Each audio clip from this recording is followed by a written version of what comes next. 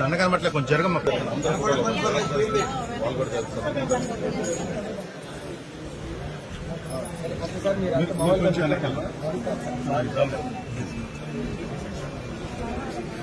అదే మన కాదు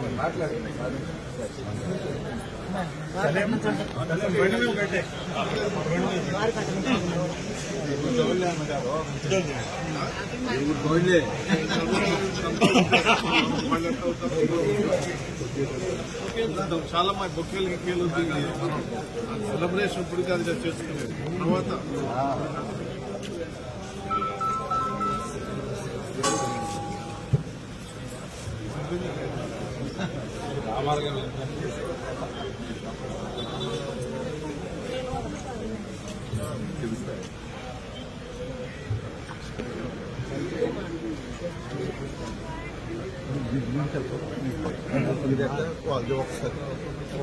ఒకసారి పక్కన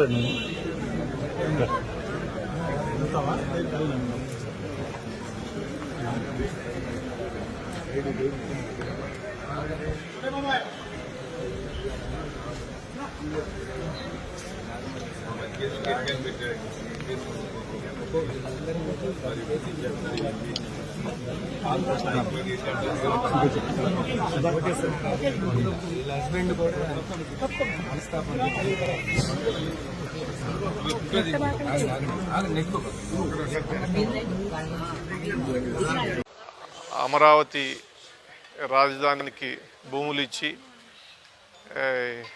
మరి ప్రస్తుత ప్రభుత్వ విధానాల వలన గత 1563 రోజులుగా ఉద్యమం చేస్తున్నటువంటి మరి ప్రత్యేకించి మహిళా రైతులు ఇక్కడికి వచ్చారు. వాళ్ళ కష్టాలు చెప్పారు. వాస్తవానికి వాళ్ళంతా కూడా ఎంతో త్యాగం చేశారు రాజధాని నిర్మాణం కోసం.